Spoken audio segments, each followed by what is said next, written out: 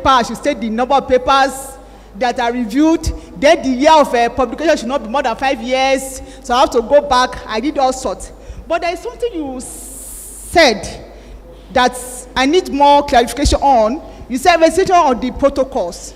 How do I go about that? What are the protocols? Thank you very much, sir. Thank you very much. So, like I said, I listed some 12 steps that we are going to follow in producing a systematic review. We've only looked at the first step this morning, that is assessing the need, and the second, building a team. The remaining 10 steps we will be continuing in subsequent lecture. Part of it is developing and registering a protocol. Protocol is a publication on its own. You may register it or you may publish it. Like I said, we published one not too long ago, a protocol for a scoping review.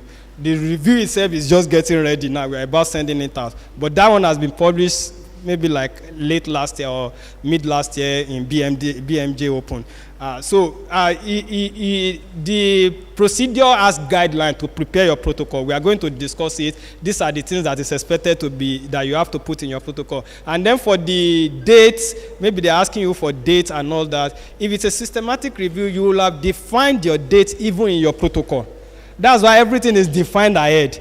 I'm focusing on these dates. So when you produce your systematic review, we are saying we are going to look at your protocol. Is that what she said she wanted to do?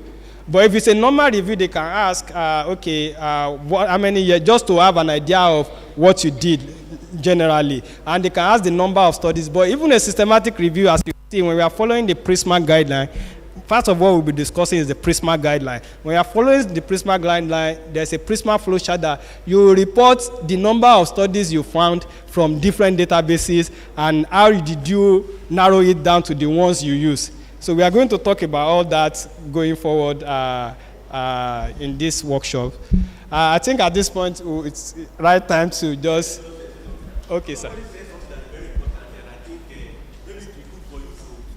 But like the person said, she cannot do systematic review. And I was somehow but when she told me the reason, I think I want to agree with her. She's in food science, and she felt, okay, let's say she wants to do a systematic review on them. Let's say the best method to process, let's say, energy-rich, beverage.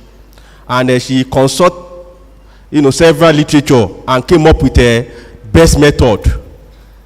If she's not ready to run with that somebody will just read that article and say, this is the method, and just use that work, to make money. So what will you say about that?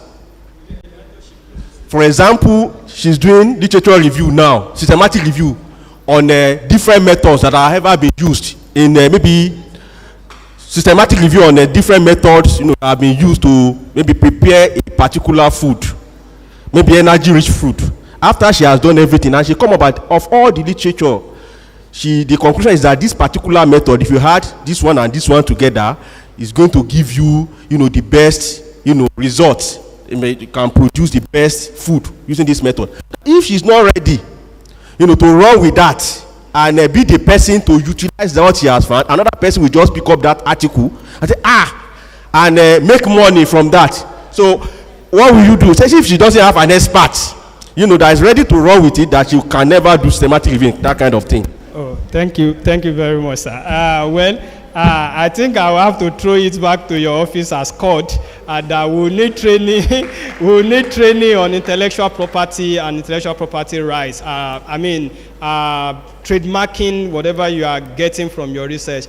So I think it boils down to enlightenment, awareness, and having the knowledge that what I'm producing, I can make a lot of gains from it. So I think your office can help us to actually come up with such training on intellectual property rights, patenting whatever we are producing and things like that, so that we know that the gain of our effort can actually, we can actually benefit from it, and not that we leave it out to someone else. But you can always bring other people into your team as well. If you don't have the full expertise, you have identified a problem, you can bring other people. That's why it's not something that you can do alone. bring other people together. This is my idea, let's do it together. The world is going collaborative, multidisciplinary, interdisciplinary.